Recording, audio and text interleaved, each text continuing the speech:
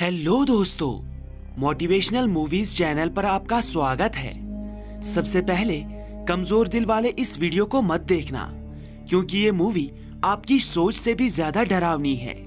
ये मूवी 2018 में रिलीज हुई थी। ये एक इंडोनेशियन हॉरर फिल्म है, जिसे देखने के बाद आपका कुछ ऐसा रिएक्शन होगा। कहानी की शुरुआत में हम एक कपल को देखते हैं जो रात में अपने बेड पर सो रहे थे। तभी उस कपल में से औरत अचानक से पोजेस्ड हो जाती है। उसके अंदर कोई बुरी आत्मा आ जाती है। उसकी ऐसी हालत से उसका पति परेशान हो जाता है।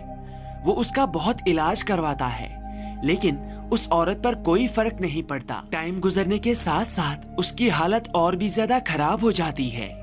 वो आउट ऑफ कंट्रोल हो जाती है। इसीलिए उसका पति लारस नाम की एक औरत से कांटेक्ट करता है, जो एक डिमोनोलॉजिस्ट है, यानी वो एक तांत्रिक है। वो अपने साथी बागस के साथ उस आदमी के घर पे आती है, ताकि वो उसकी पत्नी को उस बुरी आत्मा के कब्जे से आजाद कर सके। यहाँ सीन कट हो जाता है और हम एक छोटी लड़की को देखते हैं। इस लड़की का नाम वानिया है। रिसेंटली वानिया के पेरेंट्स की डेथ हो चुकी है, इसलिए वानिया अब अपने अंकल और ऑन्ट के साथ रहती है। लेकिन अभी भी वो अपनी मदर और अपने फादर को भुला नहीं पाई है। इसलिए वो अपने अंकल ऑन्ट के साथ ज्यादा खुश नहीं रहती है, और ना ही वो अभी पूरी तरह से उनके साथ एडजस्ट हुई है। वानिया के अंकल और ऑन्ट का नाम एडन और मायरा है। एडन और मायरा वानिया को बर्थडे के दिन बहुत सारे गिफ्ट्स देते हैं, लेकिन फिर भी वानिया खुश नहीं होती। वो बहुत उदास होती है। वानिया का अंकल एडन एक टॉय कंपनी का मालिक है, और प्रेजेंट टाइम में उसकी कंपनी की एक डॉल बहुत ज्यादा ट्रेंडिंग में होती है। इस डॉल का नाम उसने सबरीना रखा होता है। ऐसे ही एक डॉल वो वानिया को भी गिफ्ट करता है। एक दिन स्कूल में वानिया एक लड़के को एक गेम खेलते हुए देखती है। इस गेम के द्वारा वो लड़का आत्माओं से बात कर रहा था। ये गेम दरअसल एक पेपर शीट है, जिस पर यस और नो लिखा है, और उसके ऊपर 2 पेंसिल्स रखी हुई है। वो लड़का आत्माओं से सवाल पूछता है। जवाब के तौर पर आत्माएं यस और नो कहती है, और वो पेंसिल अपने आप यस और नो की तरफ मुड़ जाती है। वानिया अपनी माँ को बहुत मिस कर रही थी, इसलिए वो उस लड़के से गेम मांग लेती है, ताकि वो अपनी माँ से बात कर सके। वो लड़का भी उसे गेम देने के लिए तैयार हो जाता है। वानिया उस गेम को अपने घर पे ले आती है और रात में आत्माओं से बात करने की कोशिश करती है। वानिया ये गेम खेलने में कामयाब हो जाती है, यानी वो आत्माओं से बात करने लगती है, क्योंकि उस शीट के ऊपर रखी हुई पेंसिल अपने आप ही मूव करने लगती है। लेकिन तभी उसके कमरे में मायरा आती है। बहुत रात हो चुकी थी, इसलिए वो वानिया को सोने के लिए कहती है। वानिया सोने चली जाती है, लेकिन वो गेम खुली रह जाती है। वानिया उसे बंद करना भूल जाती है, और हम साफ साफ देख पाते हैं कि उसकी डॉल सबरीना अब पोजेस हो चुकी है। इसके बाद से इस घर में अजीब चीजें होना शुरू हो जाती हैं। एक दिन जब मायरा घर पे अकेली होती है, तभी उसे वानिया के कमरे से कोई आवाज आती है। वो वानिया के कमरे में जाती है तो वो देखती है कि ये आवाज वानिया की एक टॉय से आ रही थी। वो उस आवाज को बंद कर देती है और दरवाजे को बंद करके कमरे से बाहर आ जाती है। लेकिन तभी फिर से अचानक से आवाज आने लगती है। मायरा फिर से वानिया के कमरे का दरवाजा खोलती है, लेकिन अब की बार वो ये देखकर शॉक हो जाती है कि सबरीना डॉल अचानक से वानिया के कमरे में आ चुकी है। लेकिन कुछ देर के बाद मायरा इस बात को नजरअंदाज कर देती है। रात में वानिया अपने टैबलेट में एक सॉफ्टवेयर इंस्टॉल करती है, जो घर में बुरी शक्तियों को स्कैन करता है। इस सॉफ्टवेयर का इस्तेमाल करते हुए वानिया भी अपने घर में बुरी शक्तियों को ढूंढने लगती है। वो अपने घर का हर एक कोना स्कैन करती है। तभी उसे घर के कोने में एक औरत दिखाई देती है। वानिया उस औरत के पास चली जाती है, क्योंकि ये औरत और कोई नहीं बल्कि वानिया की मदर होती है। वानिया की मदर अब वानिया के साथ ही रहने लगती है। एडन और मायरा इस बात से बहुत परेशान थे कि वानिया हमेशा आत्माओं को ढूंढती रहती है, इसलिए मायरा बहुत बार वानिया को समझाने की भी कोशिश करती है कि आत्माओं जैसी चीज नहीं होती है, लेकिन उसकी सारी कोशिशें नाकाम हो जाती हैं क्योंकि वानिया उसकी बात को नहीं समझती। इसलिए एडन और मायरा वानिया को वेकेशन पर ले जाते हैं। वो एक बीच पर आते हैं जहां पर एडन, मायरा और वानिया एंजॉय करते हैं। वहां पर भी मायरा नोटिस करती है कि वानिया किसी के साथ बात कर रही है, लेकिन उसे कोई दिखाई नहीं दे रहा था। उसे लगता है कि शायद वानिया की दिमागी हालत खराब हो चुकी है, इसलिए वो वानिया से बात करती है। लेकिन वानिया को सच में अपनी माँ वहाँ पर दिखाई दे रही थी। कुछ देर के बाद मायरा एक गड्ढे के पास खड़ी हो जाती है। तभी गड्ढे में से 2 हाथ उसे उस गड्ढे में खींच लेते हैं और ऊपर से उस पर मिट्टी गिरने लगती है। वो पूरी तरह गड्ढे में दफन हो जाती है। सही टाइम पर एडन उसे देख लेता है और उसे गड्ढे से बाहर निकालता है। इस घटना के बाद से मायरा बहुत ज्यादा डर जाती है। उसे भी यकीन आ जाता है कि वानिया सच में आत्मा से बात कर रही थी। रात में जब मायरा अपने कमरे में सो रही थी तो उसे इस रिजॉर्ट के रेस्टोरेंट से गाने की आवाज आती है। गाने की आवाज सुनकर वो अपने कमरे से रेस्टोरेंट में चली जाती है। रेस्टोरेंट में उसे एक औरत गाती हुई नजर आती है। थोड़ी देर वहां रुकने के बाद उसे पता चलता है कि वो और कोई नहीं बल्कि वानिया की माँ गा रही है। उसे देखकर वो पूरी तरह से शॉक हो जाती है क्योंकि वानिया की माँ बहुत टाइम पहले मर चुकी है। वानिया की माँ का नाम एंडिनी है। एंडिनी के सर के पीछे एक और चेहरा था और ये चेहरा बहुत ज्यादा डरावना होता है। मायरा को देखकर एंडिनी उसके पीछे भागती है। मायरा वहां से भाग जाती है। वो एक कमरे में छुप जाती है, लेकिन उस कमरे में एंडिनी उसे पकड़ लेती है। मायरा चीखती है और उसकी चीख से एडन जाग जाता है। एडन भी रेस्टोरेंट में आ जाता है। रेस्टोरेंट के कमरे में उसे मायरा मिल जाती है। मायरा बहुत ज्यादा डरी हुई थी। मायरा एडन को बताती है कि एंडिनी उसका पीछा कर रही है। एडन को उसकी बातों पर यकीन नहीं आ रहा था। वो मायरा को शांत करता है, लेकिन थोड़ी देर के बाद रेस्टोरेंट के सीसीटीवी पर एडन को भी एंडिनी दिखने लगती है।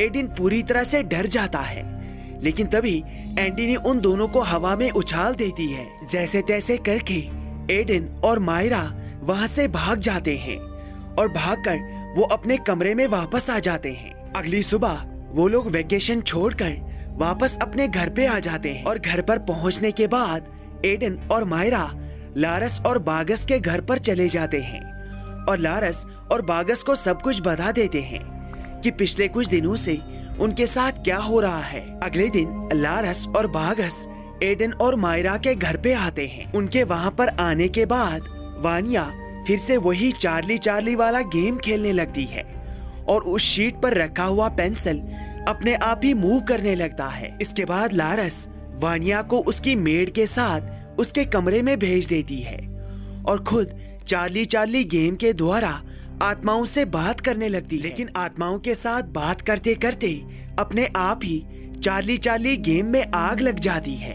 वो तबाह हो जाती है। इसके बाद लारस और बागस एडन और मायरा के साथ मिलकर एक नया रिचुअल करते हैं। इस रिचुअल के दौरान एंडिनी की आत्मा वानिया को उसके कमरे में पोजेस कर लेती है और उसे पोजेस करने के बाद वो उसकी मेड को मार देती है। इसके बाद एंडिनी लारस को एक चाकू से स्टैब करती है। तभी बागस और एडन उसे पकड़ लेते हैं और लारस उस पर एग्जॉर्सिज्म करना शुरू करती है। एग्जॉर्सिज्म के दौरान वानिया बहुत ज्यादा वायलेंट हो जाती है, लेकिन लारस और बागस का एग्जॉर्सिज्म कामयाब हो जाता है और वानिया एंडिनी की आत्मा के चंगुल से आजाद हो जाती है। लेकिन तभी एंडिनी की आत्मा उनके सामने प्रकट हो जाती है। उसे देखकर वो सभी डर जाते हैं। एंडिनी की आत्मा बहुत गुस्से में थी, इसलिए लारस, बागस, एडन और मायरा वानिया को लेकर घर से बाहर आ जाते हैं। बागस एडन के घर के दरवाजे पर एक तावीज बांध देता है, जिससे एंडिनी की आत्मा उस घर के अंदर ही कैद हो जाती है। वानिया के स्टैब करने की वजह से लारस जख्मी हो चुकी थी, इसलिए वो इलाज कराने के लिए हॉस्पिटल आती है। हॉस्पिटल में बागस एडन और मायरा को बताता है कि एंडिनी की आत्मा सिर्फ एंडिनी नहीं है, बल्कि उस आत्मा को एक डीमन ने पोजेस कर रखा है जिसका नाम बगिया है। बगिया को कुछ तांत्रिक काले जादू से लोगों को मारने के लिए इस्तेमाल करते हैं। इसके लिए बगिया उन लोगों के रिश्तेदारों को पोजेस कर लेता है, जिसके बाद वो उन दोनों को मार देता है। अपने तंत्र मंत्र की मदद से लारस और बागस एडन और मायरा को वो नजारा दिखाते हैं जब बगिया ने एंडिनी यानी वानिया की मदर को पोजेस किया था। एंडिनी पर एग्जॉर्सिज्म भी लारस और बागस ने ही किया था, लेकिन एग्जॉर्सिज्म से पहले ही एंडिनी की बॉडी के अंदर बगिया ने एंडिनी के हस्बैंड और एडन के भाई को मार दिया था, जिसके बाद लारस और बागस ने एंडिनी की बॉडी पर एग्जॉर्सिज्म करने की कोशिश की थी, लेकिन इस एग्जॉर्सिज्म के दौरान बगिया ने एंडिनी को मार दिया था। जिस वक्त एंडिनी मरी थी उस वक्त वो बगिया के कब्जे में थी, इसलिए अभी भी उसकी आत्मा बगिया ने पोजेस करके रखी थी। एडन और मायरा को विजन्स दिखाने के बाद बागस उन दोनों को बताता है कि बगिया को मारने के लिए हमें एक नया एग्जॉर्सिज्म का तरीका अपनाना होगा जो आज से पहले किसी ने नहीं अपनाया है, लेकिन इस दौरान हम सभी की जान को खतरा हो सकता है, इसलिए हमें बहुत हिम्मत से काम लेना होगा। इसके बाद एडन और मायरा वानिया को लेकर अपने दूसरे घर में चले जाते हैं। ये घर उनकी टॉय फैक्ट्री के पास में ही बना हुआ था। वहीं उनके पुराने घर में लारस और बागस बगिया को मारने के लिए पहुंच जाते हैं, लेकिन घर के अंदर जाने पर उन्हें वहां पर बगिया नहीं मिलता। एडन मायरा और वानिया को लेकर अपनी टॉय फैक्ट्री में चला जाता है। इस फैक्ट्री में हर तरफ सबरीना की टॉयज रखी हुई थी। थोड़ी देर के बाद वानिया वॉशरूम चली जाती है, जबकि मायरा टॉय फैक्ट्री में अकेली घूम रही थी, लेकिन तभी उसके सामने फिर से बगिया आ जाता है। बगिया को देखकर मायरा काफी ज्यादा डर जाती है। तभी वहां पर वानिया और एडन भी पहुंच जाते हैं। बगिया के डर से वो वहां से भागने लगते हैं, लेकिन तभी बगिया मायरा को पकड़ लेता है। तब तक उनकी टॉय फैक्ट्री में लारस और बागस भी पहुंच जाते हैं, लेकिन अब तक बहुत देर हो चुकी थी क्योंकि बगिया ने अब तक मायरा को पोजेस कर लिया था। लारस के अंदर आते ही बगिया उस पर हमला कर देता है और उसे चाकू से जख्मी कर देता है। साथ ही वो बागस को भी चाकू से स्टैब करता है। बागस को स्टैब करने के बाद बगिया फिर से लारस के पीछे पड़ जाता है। ये सिलसिला काफी देर तक चलता है। बार बार लारस और बगिया एक दूसरे के साथ हाथापाई करते हैं। लारस भागते भागते एडन के घर में आ जाती है, जहाँ पर बगिया उसे पकड़ लेता है।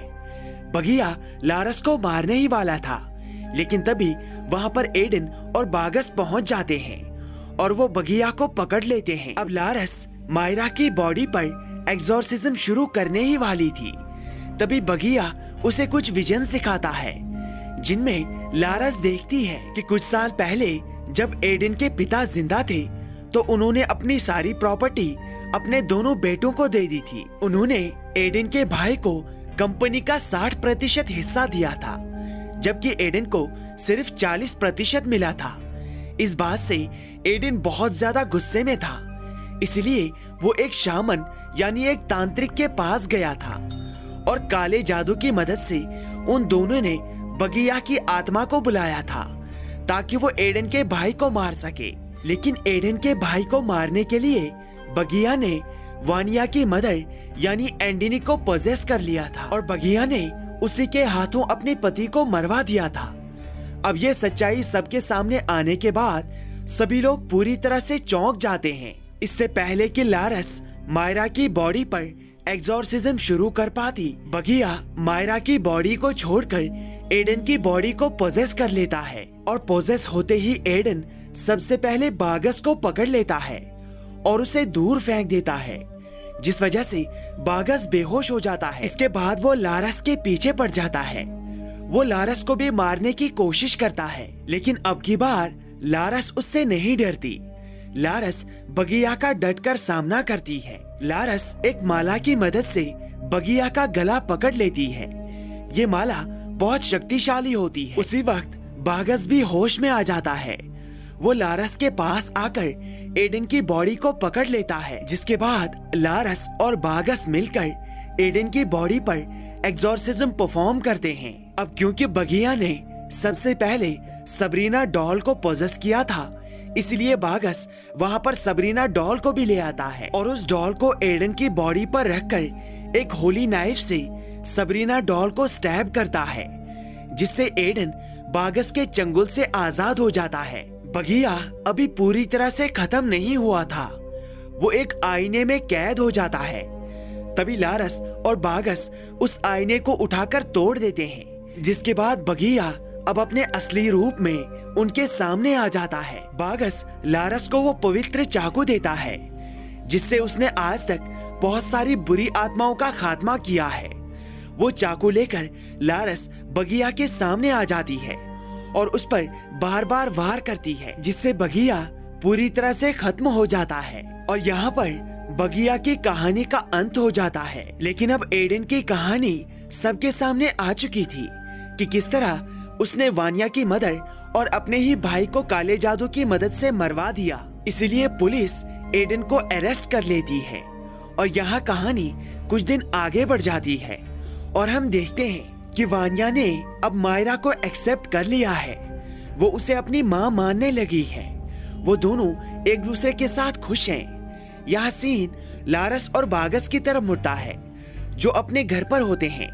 तभी उन्हें एक कॉल आता है, जिसमें लारस को बताया जाता है कि उसे एक इंसान का एक्सोर्सिज्म करना है और अब की बार कंडीशन पिछले से भी ज्यादा खतरनाक है। और यहाँ पर यह कहानी खत्म होती है। Thank you, take care and good bye.